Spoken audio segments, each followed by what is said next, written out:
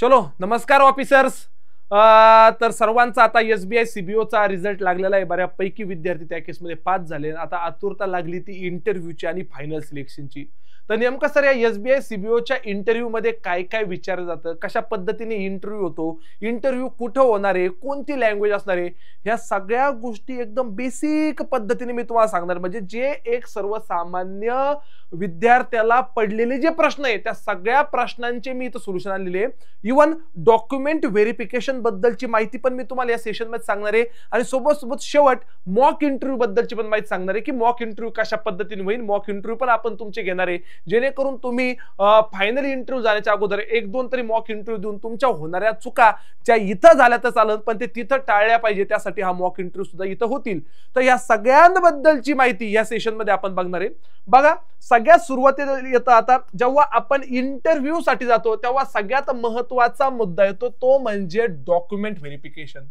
जोपर्यंत तुमचं document verification होत नाही ते त्याच दिवशी असतं, म्हणजे इंटरव्ह्यूच्या अगोदर तुमचं डॉक्युमेंट व्हेरिफिकेशन होतं आणि त्याच्यानंतर तुम्हाला इंटरव्ह्यू साठी त्या ऑफिसमध्ये बोलावलं जातं। मग पण जोपर्यंत तुमचे सगळे डॉक्युमेंट फुलफिल होत नाही किंवा प्रत्येक डॉक्युमेंट तुमच्याकडे नाही येतो पर्यंत तुम्हाला इंटरव्ह्यूला अलाउ केले जात नाही, म्हणून हा वाला महत्त्वाचा पार्ट आहे। पहिला म्हणजे डॉक्युमेंट व्हेरिफिकेशन। मग सर डॉक्युमेंट व्हेरिफिकेशन साठी काय काय असेल, कशा पद्धतीने असेल, अजून माझ्याकडे वेळ आहे तर मी डॉक्युमेंट नसतील तर ते डॉक्युमेंट्स काढून ठेवलेले असले पाहिजे।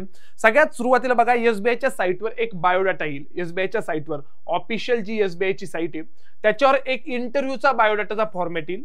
तो फॉर्मॅट आल्यानंतर तसा आपण व्हॉट्सअपचा ग्रुप बनवलेला आहे, त्या व्हॉट्सअपच्या ग्रुपवर पण मी शेअर करेल।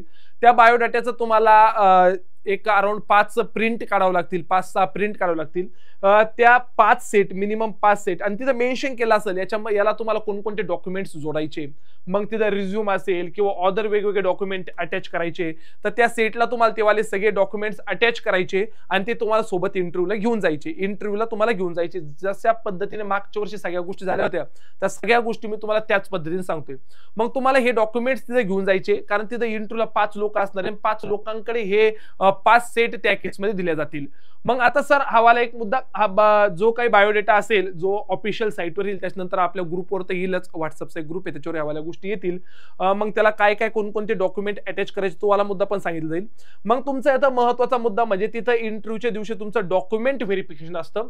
हवाला मुद्दा नीट लक्षात घ्या, मागच्या वर्षी भरपूर विद्यार्थ्यांना इथं प्रॉब्लेम आला होता। कास्ट सर्टिफिकेट जास्त आपलं, आपण EWS मध्ये, आपण OBC मध्ये किंवा अदर कास्ट मध्ये ज्याचं कास्ट सर्टिफिकेट असतं ते कास्ट सर्टिफिकेट तुमच्याकडे नवीन असलं पाहिजे। नवीन म्हणजे काय, after advertisement, issue after advertisement, म्हणजे तुमच्या कास्ट सर्टिफिकेट वरची डेट ही ऍडव्हर्टाइजमेंट नंतरची असावी। म्हणजे SBI CBO ची ऍडव्हर्टाइजमेंट 9 मे 2025 ला आलेली आहे, म्हणजे तुमच्याकडे जे काही कास्ट सर्टिफिकेट असेल ते EWS चा असू द्या, ते OBC चा असू द्या, अजून ते वेगवेगळ्या कास्टचा असू द्या, ते कास्ट सर्टिफिकेट 9 मे 2025 नंतर इश्यू झालेलं पाहिजे। म्हणजे त्याच्यावरची डेट ही 9 मे 2025 नंतरची पाहिजे। जर नसेल तर अजूनही वेळ आहे, लवकरात लवकर जर काढून घेता येत असेल तर ते कास्ट सर्टिफिकेट काढून घ्या, कारण मागच्या वर्षी बसून दिले नव्हते कॅन्डिडेटला कास्ट सर्टिफिकेट आफ्टर ऍडव्हर्टाइजमेंट नंतरचं नसेल म्हणजे जुनं कास्ट सर्टिफिकेटवर मागच्या वर्षी बसून दिले नव्हते, म्हणून अजूनही आपल्याकडे वेळ। जर हे कास्ट अतिशय महत्त्वाचं आहे, मागच्या वर्षी डायरेक्ट काढून दिले होते कॅन्डिडेट, म्हणून हवाला पाठ सगळ्यांनी नीट लक्षात घ्या। जर ते नसेल तर ते काढून घ्या, नसेल तर ते काढून घ्या। त्याच्यानंतर डॉक्युमेंट व्हेरिफिकेशन असतात, मग बाकीचे काही डॉक्युमेंट्स असतात, तुमचे ग्रॅज्युएशनचं मार्कशीट असतील किंवा ते सगळी लिस्ट तुम्हाला येईलच, तर ते त्यातलं एखादं डॉक्युमेंट नसेल जरी आणि ऐन टाइमला अवेलेबल होत नसेल तर तिचा 15-20 दिवसांचा टाइम देतील तुम्हाला। म्हणजे मी तर म्हणतो इनिशियली प्रत्येक डॉक्युमेंट घेऊन जा, कारण इंटरव्ह्यूला जाताना आपण एक पॉझिटिव्ह वेने गेलो पाहिजे, पॉझिटिव्ह आपल्या डोक्यात विचार असले पाहिजे। डॉक्युमेंट व्हेरिफिकेशन होणार, तिथं कोणतरी आपल्याला बोलणार, थोडा आपल्याला बाजूला बसवणार, निगेटिव्हिटी आपल्यामध्ये येणार, तर ह्या गोष्टी नकोय। म्हणून ईच अँड एव्हरी डॉक्युमेंट, जेवढे डॉक्युमेंट सांगितले तेवढे सगळे डॉक्युमेंट घेऊनच जा। पण याच्या व्यतिरिक्त जर एखादं डॉक्युमेंट नसेल तुमच्याकडे, 10वीचं मार्कशीट असेल, 12वीचं मार्कशीट जे काय असेल, असं एक नसेल तर 10-15 दिवसांचा, महिन्याभरापर्यंतचा वेळ ते डॉक्युमेंटसाठी देतील। पण कास्ट सर्टिफिकेटला अजिबात त्या गोष्टी अलाउ केल्या जाणार नाही। कास्ट सर्टिफिकेट हे लागेल म्हणजे लागेलच। आता हा वाला झाला डॉक्युमेंटेशन वाला पार्ट, महत्त्वाचा पार्ट आहे, कारण इंटरव्ह्यूला तर आम्ही चाललोय पण आमच्याकडे खरंच सगळे डॉक्युमेंट्स आहे का? जे डॉक्युमेंट्स तुम्हाला तिथे मेन्शन केले जातील, तुमचे आता कॉल लेटर्स येतील इंटरव्ह्यूचे, मोस्टली इंटरव्ह्यू कधी होईल, काय होईल, या सगळ्या गोष्टींबद्दल आपण चर्चा करूया. मग त्यात कोणकोणते डॉक्युमेंट्स लागतील, काय काय लागतील. पण नॉर्मली तुमचं जे एक्सपिरियन्स सर्टिफिकेट आहे ते एक्सपिरियन्स सर्टिफिकेट सोबत ठेवा. सॅलरी स्लिप असेल तर सॅलरी स्लिप सोबत ठेवा. 10वीचं पासिंग सर्टिफिकेट असेल, 12वीचं पासिंग सर्टिफिकेट असेल, अजून तुमच्याकडे हे कास्ट सर्टिफिकेट्स वगैरे असतील, तर हे डॉक्युमेंट्स इनिशियली तयार करून ठेवा. हे डॉक्युमेंट्स तुमच्याकडे असू द्या. तुमचा रिझ्यूम असेल किंवा अजून वेगवेगळ्या ज्या गोष्टी असतील, ह्या गोष्टी आतापासूनच तयार करून ठेवा. सर हा झाला डॉक्युमेंटेशन वाला पार्ट. आता पुढचा आणि महत्वाचा पार्ट येतो, तो म्हणजे इंटरव्ह्यू वाला. पहिला प्रश्न इंटरव्ह्यू मध्ये आम्हाला पडतो, सर इंटरव्ह्यूची लँग्वेज कोणती असेल? इंटरव्ह्यूची लँग्वेज कोणती असेल? तर तुमचा इंटरव्ह्यू हा हिंदी आणि इंग्लिश मध्ये होईल. हा एक मुद्दा पहिल्यांदा क्लिअर करून घ्या. इंटरव्ह्यू हा हिंदी आणि इंग्लिश मध्ये होईल. म्हणजे तुमची थोडीफार तोडकी मोडकी हिंदीमध्ये तुम्ही इंग्लिश शब्द वापरून बोलू शकता, पण सर मराठी अलाउ करतील का? पॅनलवर व्हॅरी होतं. एखादा पॅनल तुम्हाला मराठी बोलूही देईल, पण आपली तयारी म्हणजे ते 5% मध्ये बरं का तो वाला मुद्दा, 4-5% मध्ये मराठीवाला मुद्दा. बाकी इंटरव्ह्यू हे हिंदी आणि इंग्लिश मध्येच होणार. हिंदी और इंग्लिश मध्ये इंटरव्ह्यू होईल. सर हा वाला एक मुद्दा. एक्झामची व्हेन्यू किंवा इंटरव्ह्यूचा व्हेन्यू, इथं इंटरव्ह्यू वाला पार्ट पाहिजे. इंटरव्ह्यूचा व्हेन्यू कुठे असेल किंवा इंटरव्ह्यू कुठे होतील? आता बघा मागच्या वर्षी अशा पद्धतीने झाले होते. अशाच पद्धतीने व्हावे असं काही कंपल्सरी नाही, पण मोस्ट प्रोबेबल या हिशोबाने होतील. ज्या लोकांनी महाराष्ट्रातून फॉर्म भरलेला आहे महाराष्ट्रासाठी, त्यांचे इंटरव्ह्यू मागच्या वर्षी पुण्याला झाले होते. मुंबई मेट्रो मध्ये 2 पार्ट होते, एक महाराष्ट्र आणि एक गोवा. मुंबई मेट्रोतून महाराष्ट्राला अप्लाय केलं तर मुंबईला होईल, आणि मुंबई मेट्रो मधून गोव्याला अप्लाय केलं तर गोव्याला इंटरव्ह्यू होईल. ह्या पद्धतीने झाले पाहिजे. ह्याच जागेवर व्हावे असं काही कंपल्सरी नाही. असं काही कंपल्सरी नाही. तुम्हाला ते कॉल लेटर येईलच, तुमचा इंटरव्ह्यू किती तारखेला आहे आणि कुठे. चला सर कुठं होईल आणि कोणत्या लँग्वेज मध्ये होईल हे कळलं. कसा होईल हा महत्वाचा मुद्दा. तो कसा होईल, कारण ह्या तर सगळ्या गोष्टी चला ठीक आहे, पण आता तो जो तिथला वेळ तुमचा, एक तर इंटरव्ह्यू हा सर्वसामान्य बँक पीओच्या इंटरव्ह्यू साठी सारखा नसणार आहे का. 8 मिनिटं 10 मिनिटाचा इंटरव्ह्यू नाही. एसबीआय सीबीओचा इंटरव्ह्यू 20 मिनिटं 25 मिनिटं आणि 30-30 मिनिटापर्यंत चालतो. सर्कल बेस ऑफिसर म्हणून फायनल सिलेक्शन करायचंय तर 30-30 मिनिटापर्यंत हा इंटरव्ह्यू चालेल. म्हणजे तुम्ही मिनिमम 20 मिनिटं धरून चाला. 20 मिनिटापेक्षा जास्त तुमचा इंटरव्ह्यू त्या केसमध्ये चालेल. मग आता याच्यामध्ये कशा प्रकारचे प्रश्न विचारले जातील नीट लक्षात घ्या. सगळ्यात पहिला महत्त्वाचा मुद्दा, याच्या रिलेटेड क्वेश्चन. याच्या रिलेटेड क्वेश्चन म्हणजे काय हो सर? तुमचं नाव असेल, म्हणजे तुमचं इंट्रोडक्शन असेल, तुम्ही कुठं काम केलं त्याबद्दलची माहिती असेल, मग तुम्ही जिथं काम केलं त्या शहराबद्दलची थोडीशी माहिती, तुमच्या गावाबद्दलची थोडीशी माहिती, तुमच्या ग्रॅज्युएशन बद्दलची थोडीशी माहिती. हवाला पार्ट. पण हवाला पार्ट मॅक्सिमम 5-10% वर नाही, म्हणजे 1-2 प्रश्नाच्या वर नाही. मेजर पार्ट येतो एक्सपिरियन्स बेस. मेजर पार्ट 85% पर्यंतचे क्वेश्चन, 80 to 85% पर्यंतचे क्वेश्चन. म्हणजेच 10 प्रश्न विचार, त्यातले 8 प्रश्नांपर्यंतचे प्रश्न हे फक्त आणि फक्त एक्सपिरियन्स बेसिसवर असतील. ऑपरेशनवर तुम्ही सेलमध्ये काम करताय, तुम्ही अकाउंट सेक्शनला काम करताय, तुम्ही बॅक ऑफिसला काम करताय, तुम्ही बाहेर सेलसाठीचे काम करताय, तुम्ही जे कोणतं काम करताय त्याबद्दलची डिटेल माहिती असणं खूप जास्त गरजेची. डिटेलमध्ये वरच्यावर माहिती नाही, कारण 2 वर्षाचा तुम्हाला त्या बँक मधला त्या पोस्टचा तुम्हाला एक्सपिरियन्स आहे. जर तुमच्याकडे त्या बँक मधला 2 वर्षाचा एक्सपिरियन्स आहे आणि तुम्ही जो जॉब रोल तुम्हाला असाइन केला होता त्या जॉब रोल बद्दलची डिटेल माहिती पाहिजेच. म्हणजे तुम्हाला प्रॅक्टिकल नॉलेज असलं पाहिजे. थिअरॉटिकल नॉलेज गुगलवर सर्च केलं हे काय काम करता जमणार नाही. प्रॅक्टिकली तुम्ही ते काम केलेलं आहे, तुम्हाला त्याबद्दलची सगळी माहिती असली पाहिजे. मग एखादा लोन डिपार्टमेंटला तर मग होम लोन बद्दल तुम्ही काम करत होते, मग तुम्हाला होम लोन बद्दलच्या सगळ्या गोष्टी माहिती असल्या पाहिजे. मॉर्गेज काय असतं, प्लेज काय असतं, कोलॅटरल काय असतं, किती % लोन दिलं जातं, काय दिलं जातं, ह्यावाल्या सगळ्या गोष्टी तुम्ही जसं जसं काम करतात, कोणी कॅशला असेल, कोणी अजून वेगवेगळ्या ठिकाणी असेल, अकाउंटला असेल, तर याबद्दलची माहिती बघा. हा पार्ट मॅटर करणार, कारण तुमचं सिलेक्शनच याच्यावर डिपेंड असणार आहे.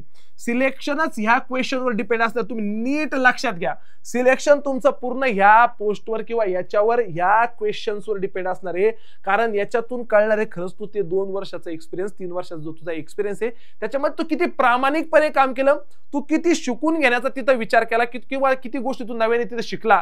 जे एका इंटरव्ह्यू पॅनलला गरजेचं वाटतं ते म्हणजे सगळ्यात महत्वाचा हवाला पार्ट. तर याच्यावर तुम्हाला काम करायचं. आता तुमचं प्रत्येकाची पोस्ट वेगवेगळी होती, प्रत्येकाने वेगवेगळ्या सेक्टरमध्ये काम केलेलं आहे, पण त्या सेक्टर बद्दलची माहिती त्यांना तुमच्यापेक्षा जास्त आहे. कारण इंटरव्ह्यू पॅनलला बसणारे मेंबर हे सगळे 55-60 वर्षाच्या पुढे.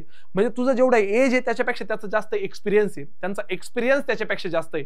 मग आपण जर हवाला मुद्दा पाहिला तर एक्सपिरियन्स व्यक्ती तिथं बसलेला आहे, कारण त्यांनी हे सगळे कामं केलेले आहे म्हणून. आणि खोटं चुकीचं उत्तर द्यायचे नाही. एखाद्या प्रश्नाचं उत्तर तुम्हाला माहिती नाही तर उगा त्यांना बनवायचं काम करायचं नाही. म्हणजे काहीतरी खोटं सांगून मी आता बरोबर त्यांना नाही, त्या लोकांना एक्सपिरियन्स आहे, त्यांना कळतंय हा समोरचा कॅन्डिडेट चुकीचं बोलतोय किंवा हा समोरचा कॅन्डिडेट आपल्याशी खोटं बोलतोय. तर येत असेल तर प्रॉपर उत्तर द्यायचं, नसेल येत तर सॉरी सर मला त्याबद्दल तेवढंसं माहित नाही, मी नंतर त्याबद्दल अभ्यास करेन किंवा विचारून घेईन, हे उत्तर असावं.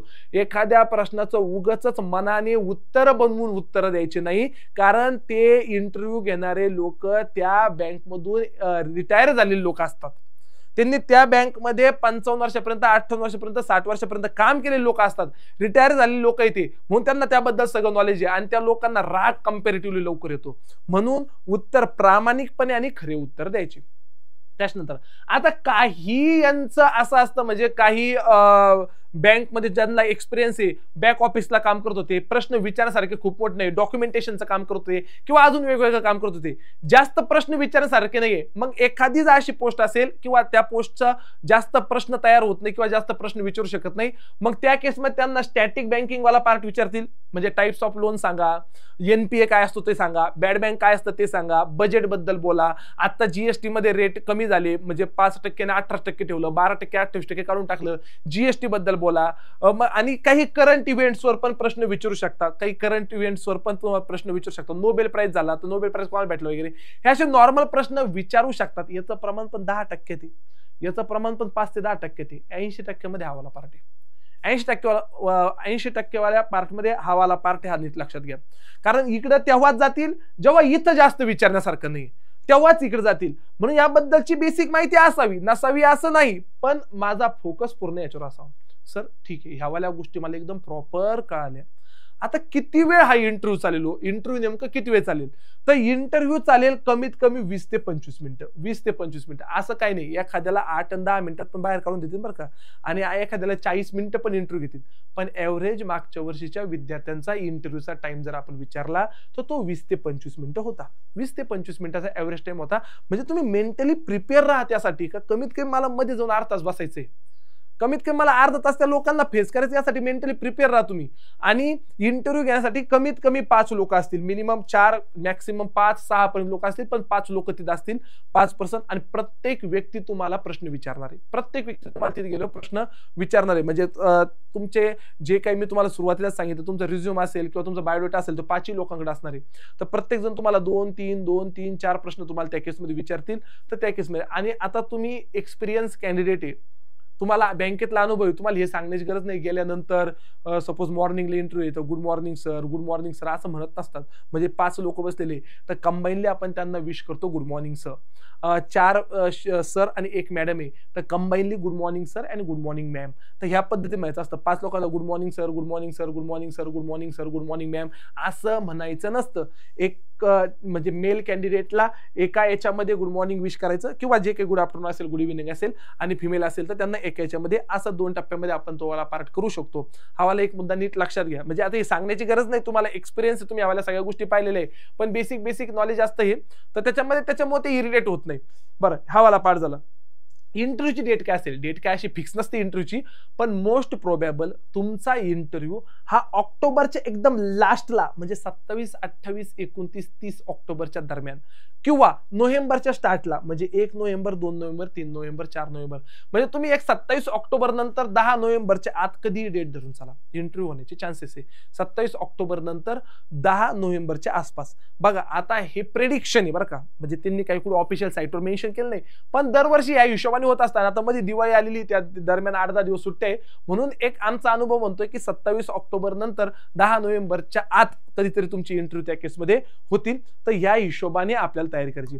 सर तयारीसाठी किंवा मॉक इंटरव्ह्यू साठी कसं असेल, मॉक इंटरव्ह्यू साठी कसं असेल, तर बघा मॉक इंटरव्ह्यू द्यायचं, ह्या सगळ्या गोष्टी फ्रीमध्ये अवेलेबल असेल, कोणत्याही प्रकारचा चार्ज सारथी एज्युकेशन तुमच्याकडून घेणार नाही, ह्या सगळ्या गोष्टी फ्रीमध्ये अवेलेबल असतील. त्यासाठी सारथी एज्युकेशन नावाचं ऍप इन्स्टॉल करा, इन्स्टॉल नसेल तर त्याच्यावर मोबाईल नंबर तुमचा रजिस्टर करा.